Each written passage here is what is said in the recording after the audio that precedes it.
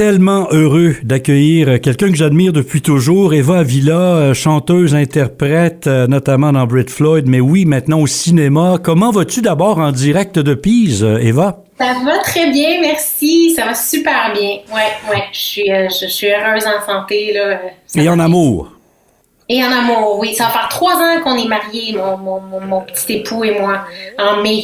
Le temps passe vite, Michel, ça m'émerveille. Mais écoute, toi, tu parlais déjà facilement au moins 3 langues, en outaouais, français, anglais, espagnol, puis là, je présume que ton italien est pas mal? Ah, je suis rendue, là, fluente en français, ça se dit pas très bien, mais je suis très à l'aise en italien, je le parle couramment. Par contre, j'ai honte de dire que je perds mon espagnol tranquillement, pas vite, parce que je le pratique pas assez. C'est simple comme ça. Si tu revois papa bientôt, tu pourras pratiquer avec lui. Oui, je vais dire papa, là, on se jase juste en espagnol exclusivement. On va jaser de ta carrière au cinéma. Le film Coyote sort en avant-première au Festival international du film d'Ottawa cette semaine et sera présenté dans les grandes salles dans 2 semaines. Parle-moi de ce rôle-là. Je savais que tu étais comédienne. C'est quoi ton rôle dans ce film-là? C'est quoi l'histoire du film? C'est tellement une belle histoire, là. C'est Catherine Yerkovich, la réalisatrice et scénariste, une femme d'un grand talent.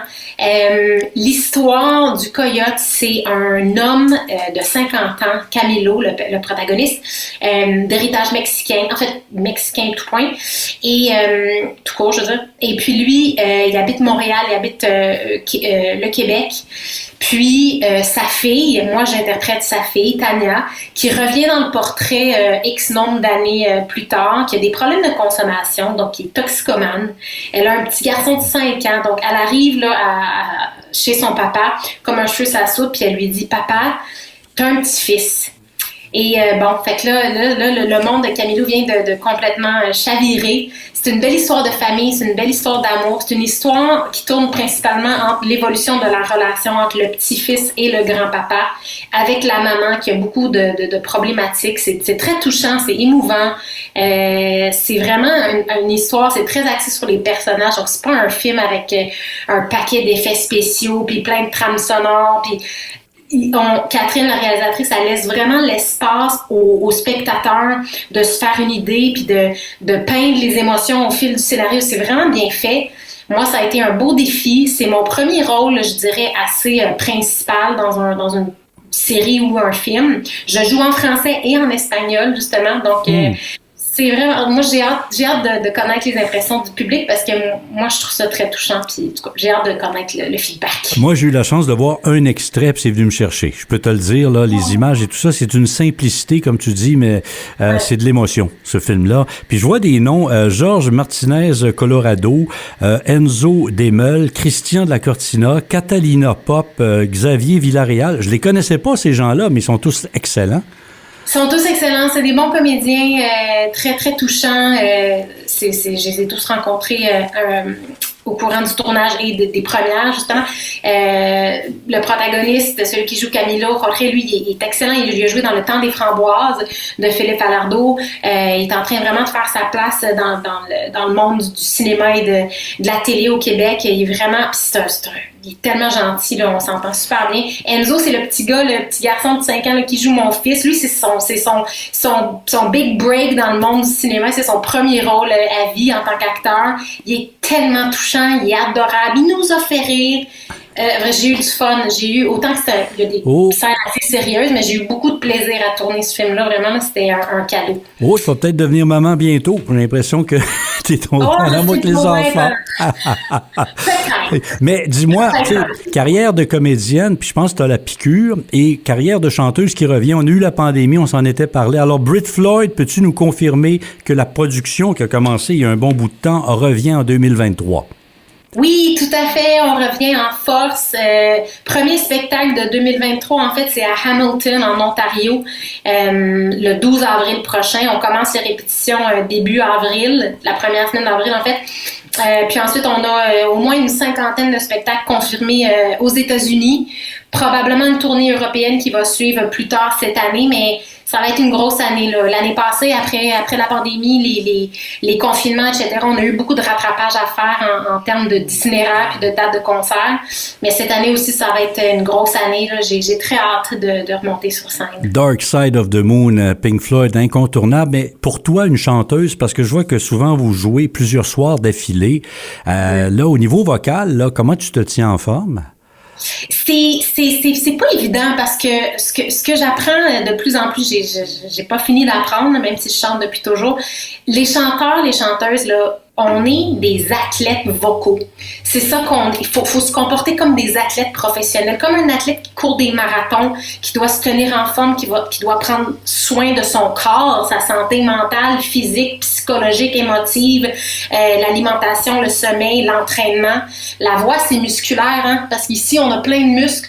Puis des fois, je vais être très honnête, je le ressens. On peut ressentir de la tension, on peut sentir de la tension musculaire dans la gorge, au niveau des cordes vocales, des muscles, la mâchoire. C'est tout un appareil et ça prend beaucoup de discipline, puis surtout de rigueur, d'assiduité, c'est ça. Faut que je me comporte comme une athlète professionnelle, puis plus avec l'âge aussi, là, je sais que je suis pas vieille du tout, là, mais faut pas prendre ça pour acquis. Donc, non, c'est un apprentissage en continu.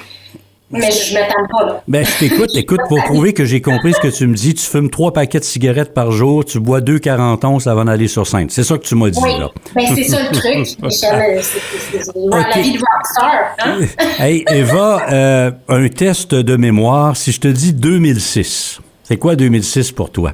C'était quoi en 2006? Qu'est-ce qui s'est passé? Ben, c'est 2006. 2006, c'est l'année de Canadian Idol. Ça a été une grosse année de transition. C'est l'année où j'ai été obligée de quitter. Ben, pas obligée, là, personne m'a forcé, mais c'est l'année où j'ai quitté mon travail au bureau de poste des Galeries de Hall pour aller auditionner pour Canadian Idol, qui m'a emmenée à aller à Toronto. Puis je pense que je suis restée à Toronto pour presque 10 ans après, quoi. Écoute, il n'y a personne qui a oublié, parce que c'est quand même un immense concours, mais j'ai été étonné. J'avais oublié que tu avais gagné un concours à CJOH à l'époque, à l'âge de 9 ans. Est-ce que tu te souviens de ça? C'était quoi, ce concours? C'était quoi? Homegrown Café. Ah. Certain que je me rappelle de ça. Homegrown Café, c'est mon papa qui me coachait. Puis bon, mes 2 parents étaient là. Il y avait toute ma famille.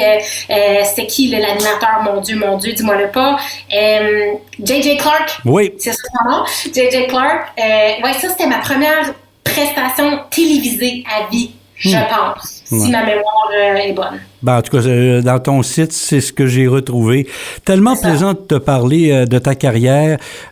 Écoute, on te suit et tu sais à quel point tu as marqué l'Outaouais, mais ce que je trouve ça beau, c'est que tu n'as jamais oublié l'Outaouais, notre région. Puis, écoute, c'est tellement beau de te voir heureuse en Italie. Je termine avec ton ami italien. Est-ce qu'il est toujours guitariste? Est-ce qu'il était en Brit Floyd, lui aussi? Oui, c'est comme ça qu'on s'est rencontrés. Mon charmant époux, Eduardo, c'est un des 2 guitaristes du band. L'autre guitariste, c'est le directeur musical. Il y a aussi des pièces chantées. Il chante aussi, donc il y a une voix très, très semblable à celle de David Gilmour pour les fans de Pink Floyd. Là. Puis cette année, c'est l'anniversaire du 50e anniversaire de l'album Dark Side of the Moon. Fait que c'est une année spéciale pour les vrais fans de Pink Floyd. Fait que ceux qui ont l'occasion de venir, ils seront pas déçus, je pense. C'est un chef-d'œuvre, puis je veux dire, s'il fait une fausse note, tu ne lui dis pas le soir en retournant à la maison. J'ai fait des gros yeux, là, puis j'ai fait des grimaces en coulisses.